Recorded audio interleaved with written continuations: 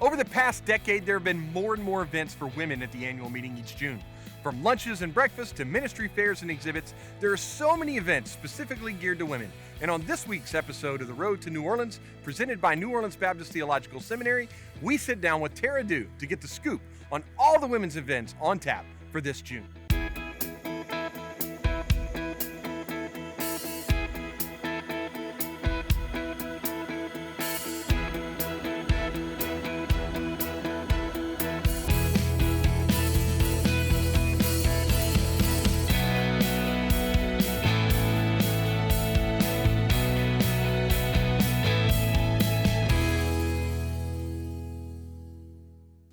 All right, joining us this week on The Road to New Orleans is Tara Dew, the First Lady at New Orleans Baptist Theological Seminary.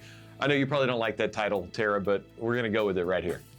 That's okay. That's okay. It's so good to be here with you today. It's so good to have you on here. I would call you Dr. Dew, but that may be confusing because That's right. It is a little confusing around here. A Dr. Dew as well. And speaking of, so your husband, Jamie Dew, is the president at New Orleans Baptist Theological Seminary. Y'all been there a few years. And yes. What's it been like to live and minister in a city like New Orleans over the past few years? Yeah, we've been here 3.5 years and absolutely love our city. We are so glad that God called us here. It is everything that you hear about, but even more. There's extreme brokenness in our city, but extreme beauty. There is the homelessness and the refugee and the international that you hear about, but there's also entrepreneurs and millennials moving in. It is the hotbed for art, culture, music, so many things. We've got the nations here among us. So it is more than we ever dreamed. And we prayed when we came, God, would you help us to love our city? And it is something that he has answered, and God is doing an amazing work here. So we are so glad to be called here. Now, and speaking of the seminary, you're on campus there. Your house is right there in the middle of the campus. You Yes. lead and teach there. So what encourages you about the men and women you're interacting with on a daily basis who are being trained there to serve anywhere? That's right. I think it's really unique that we have a seminary set right here in the heart of this city. And so unlike other seminaries where students might just be called to go to school there, our students really are called, yes, to study here, but to serve in our city.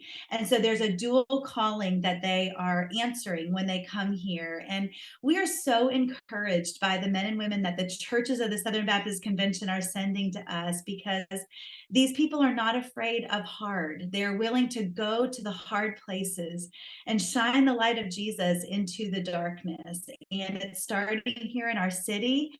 And then as God graduates them and sends them out, they're taking that to the nations and around our country. And so it's really been neat to see men and women answering the call and coming to study here. And as we say, prepare here and then serve anywhere. Absolutely. And, speaking of preparing there, we're preparing to Yes. join you in New Orleans this June. And we're for the so annual meeting. excited.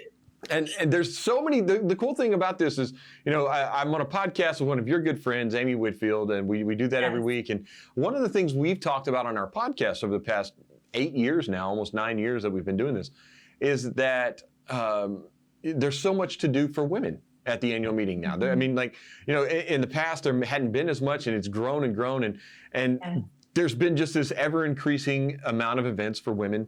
And we're going to talk a little bit about that on a few of those. There's like 3 big ones. There's 3 really big ones. But seeing this and seeing the evolution, because you've been coming to the annual meeting for a while now, how does this encourage you as a woman in the Southern Baptist Convention to see that there are more opportunities for you to grow, to network, to fellowship at the annual meeting? I just love it. The annual meeting has really become, in some ways, a reunion with friends that are serving all over. And the Southern Baptist Convention is just a picture of the body of Christ. And so I love the diversity that is present when we all gather together at the SBC. I love that we've got stuff for men, for women, for children, for teens. I really love that there's something for everybody there, but it's really a time where we just can highlight the beautiful diversity that makes up the Southern Baptist Convention, and that everybody has a place when we're there together. Absolutely. And speaking of places to gather together, I know there's a big women's event on Monday, the Pastor Wives Conference. And then on Tuesday, I know something you're really involved with this year. You're helping out Jen Gaddis, who's running the Minister Wives Luncheon this year. So they got, I think Whitney Capps headlining that this year, right? That's exactly right. Our theme is Jesus over all. And we are preparing for 2,000 ministers' wives to come together for this luncheon and just be encouraged how Jesus is preeminent over everything. No matter what you're dealing with in ministry, Jesus is over all. And the worship is going to be amazing. Our very own worship team here from the seminary is going to be helping out with that. I know Whitney's got a message for us that will just encourage us. Our team is praying for the women that are going to be there and planning. And so it's going to be a great, great time. And we're really excited. Yeah, that's always, I think, the hottest ticket at the annual meeting. Like it's the hardest ticket to get. And by the time this airs, it may be sold out. So I know it opened on February the 1st. And by the time this episode airs, it may be too late, folks. I'm sorry. If not, but you know what we're going to do? We're going to have a will call table where sometimes tickets will come available at the last minute. Y'all have given us one of the biggest rooms possible there. So we want to be able to serve as many women as we can. So hopefully they've gotten their tickets, but if not, we want to do everything we can to get all of these precious ladies in for the luncheon this year. Absolutely. Absolutely. And then on Wednesday, that's a Tuesday luncheon. You got the event on Monday, you got the Tuesday luncheon, and on Wednesday, there's a leadership breakfast for women on Wednesday morning. Obviously, it's a breakfast event put on by Southeastern Baptist Theological Seminary, where you and Dr. Dew were at before you came to New Orleans. And this year, Kathy Litton is headlining that event.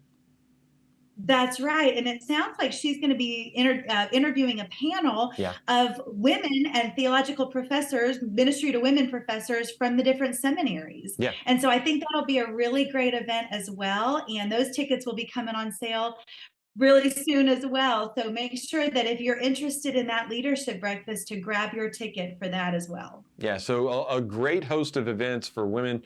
This is just, we're just highlighting 3 of them. And obviously, women are involved in a lot of the other pieces. There's panels on the CP stage. There's a lot of other events that are going on, and you just, for men and women alike. But it's really encouraging, I know, to see that we are committed to raising up a generation of women in the Southern Baptist Convention that help us accomplish the Great Commission, whatever role that may be. So, Tara, we're really excited about that. I know you're excited about the annual meeting. So, finally, you're a New Orleans local now. We've talked a lot about food on this series, all right? Look, I can't do one of these interviews without talking about food if I'm talking to somebody from New Orleans. That's right. Let's talk, what are Tara Dew's go-to spots? Okay, we have a lot of them. So I wanted to talk first. People always ask, what's your favorite restaurant? You have to say, what kind of food do you want, right? Because that really impacts it. But I would say if you are bringing your children with you, there are so many family-friendly places in our city. Some of our favorites, Deanie's is great for all different kinds of fried seafood. You've also got Dat Dog on Magazine Street, which is all types of hot dogs. You've got to get the tater tots that are the cheddar bacon ranch, or the crawfish etouffee tots. Those are really fun. Well, hold on. All right, time out. Crawfish etouffee tots? Oh, yes. All right. What was the name of this place? I've not heard of this. Dat Dog, DATDOG. And we go to the one on Magazine Street. It's got an awesome outdoor patio. You can get every type of hot dog you can imagine: alligator dog, sausage dog, bratwurst, beef dogs, turkey dogs, whatever you want, chicken dogs. And then they've got all the toppings, but the tots are some of our favorites. So if you go, make sure you get the tots. But there's so many family-friendly places. Those are just 2 of them. Now, if you're looking for soul food, I love Mother's, which is down there near the French Quarter, but Dookie Chase's and Willie Mae's are 2 of my other all-time favorite. Best fried chicken that you will get. Amazing, amazing places. So if you have time, make sure to make reservations at some of those.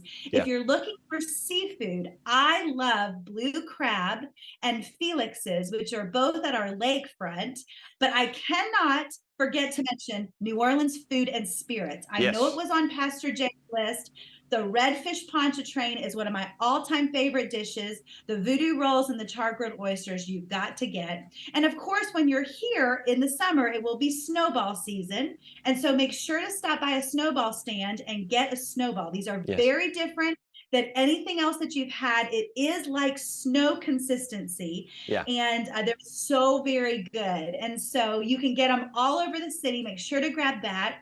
If you like gelato, one of our favorite places, an Italian bakery called Brocato's.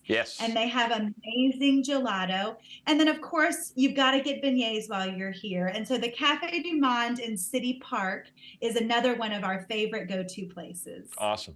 Well, man, we've cut like 3 or 4 different episodes in this one episode here, but you're right. All right, one last thing. So you mentioned having kids, and a lot of people bring their families and everything. And we talked to Jay about this a little bit, about what to do and things to do with families. What are maybe 1 or 2 things that like to do with your family? You got 4. They get the Do Crew there. You get your 2 sets of twins, right? And that's exactly right. Like, what do you guys do? What's a good family thing to do? Yeah, people often don't think of New Orleans as being really family friendly, but it is. We have a lot of things here that's great. Our zoo is great. Our aquarium is great. They're actually renovating an insectarium, which might be open. If your kids are into history, the World War II Museum is amazing. There's all sorts of other history museums that are here. I personally love going on swamp tours. When people come with kids, they actually will bring like baby alligators onto the swamp boat. You get to see alligators in the wild. So I love taking people on something like that. But also you've got the steamboats that go right there from the French Quarter. You can ride on the Creole Queen or the Natchez.